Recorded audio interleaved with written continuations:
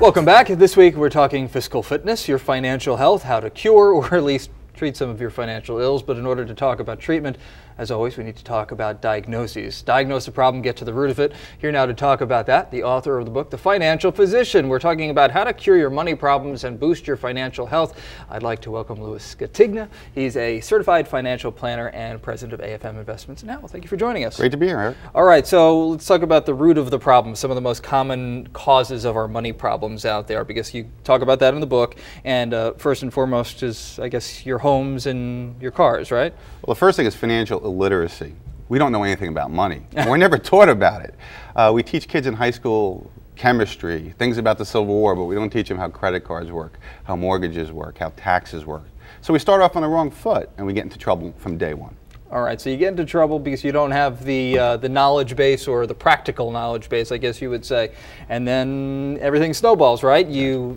Comes time to buy a house, and you approach the mortgage the wrong way, and you just amass this debt load. Yes. We spend too much. It's that simple. Whether it's the size of the house that we buy, buying expensive brand new cars, computers, we spend, and therefore we get into debt. And that's the biggest problem that the country's dealing with and the average family's dealing with right now, is tremendous amount of debt. And you say in general that we have the wrong saving and investment borrowing strategies overall, right?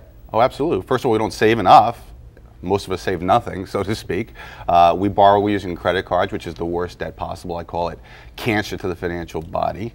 When we buy homes, we buy these adjustable rate mortgages or these interest-only mortgages. And we know where that went. We know where that went. That ruined all of us. So we got to be more prudent in the way we manage our financial life going forward. Okay, married couples. You think they talk enough when it comes to speaking about money and the family finances? Absolutely not. Spousal teamwork, or actually lack of spousal teamwork, is the reason why many families fail financially. I say both you and your honey should manage the money together. And when you do it as a team, you're both motivated. If one person handles the money, and in most families it's either the husband or the wife that handles the bills, handles the investment, the other one will inadvertently sabotage the one managing the money.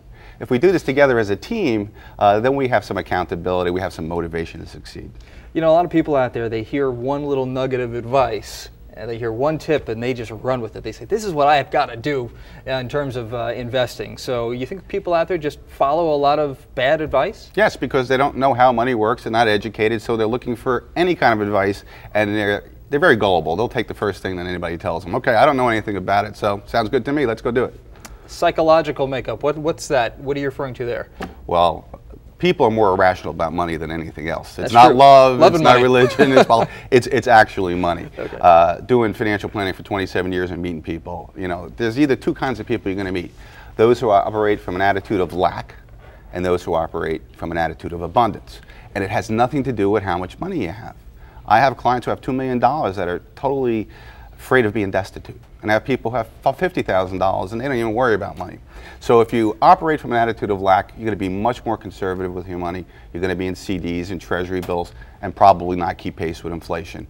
If you're the opposite, if you're overabundant, you're never worried about it, you may be too aggressive, you may be the big risk taker. Yeah, the book takes a very practical approach to things, and I think you relate to a lot of people in the book.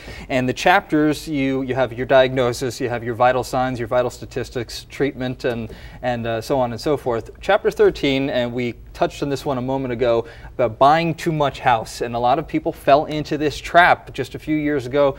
Mortgage rates were attractive, they had the ARMs and the no interest mortgages, and people buying the McMansions left and right, and there you go.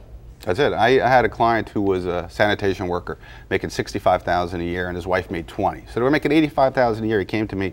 He was going to buy a $750,000 home with one of these interest-only mortgages. That's when I knew a crisis was coming. So we have to buy a house that's reasonable for us. You know, in the 1950s, the average square foot of a house was 950. Now it's something like 3,000. And the families are smaller. So why do we need such a big house? We need to be more practical. And in all fairness, it's not just the buyers. While buyers should have known better for the most part as well, we know the banks played a big role in this as well. They wanted to lend the money. They were lending money to borrowers who shouldn't have had the loans to begin with. Well, the reason too is Wall Street, because Wall Street would take those loans from the lenders, package them, and then sell them as bonds. So the lender didn't have to worry about you paying them back because it was a hot potato. They were just getting rid of it. Chapter 14 was another one that I found interesting, and you know, I'm a car leaser. I've said it on the program before. wasting money on a lifetime of cars. Talk about that. Well, in the book I say that unless you're wealthy, now Detroit's not going to like this, unless you're wealthy, you should never ever in your whole life buy a brand new car. It's too expensive. As soon as you drive off the lot, you have instant depreciation of about 20%. Best way to buy cars is to buy cars coming off of lease, 2-3 year leases. That's the way I buy my cars. 25,000 miles on them, they still look new, they smell new, you wouldn't even know they weren't new, and I pay about 66% for that car. And the way cars are built now, they're meant to last about 200 to 300,000 miles if you take care of it. So you're getting a new car, but you're getting a cheaper new car. And you can always get an extended warranty. You could assume the warranty that's still left on the car, right, or get an extended warranty as well. I've done this about 6 times. I've never had a problem with the car I've gotten that's coming off lease. Because again, they're basically new. They're only 1-2 years old. Let's talk investment real quick, strategy. What do you tell clients? Safety right now. We are in very difficult financial times. I believe we were in the eye of the hurricane over the last year. Things stabilized. The Federal Reserve printed lots of money, stimulated the markets, but I think we're entering into the next leg of this financial crisis. So safety is very, very important. And also inflation protection. I think the policies of the Federal Reserve are going to be highly inflationary in the months and years to come. So look at tangible assets, gold and silver as some protection. All right, Louis Gottingen, thank you so much for joining Pleasure. us. Thanks for coming on the show. And if you have any questions or comments about anything in today's interview, send them to me at itsyourmoney@news12.com. We'll be right back right after this. Keep it right here.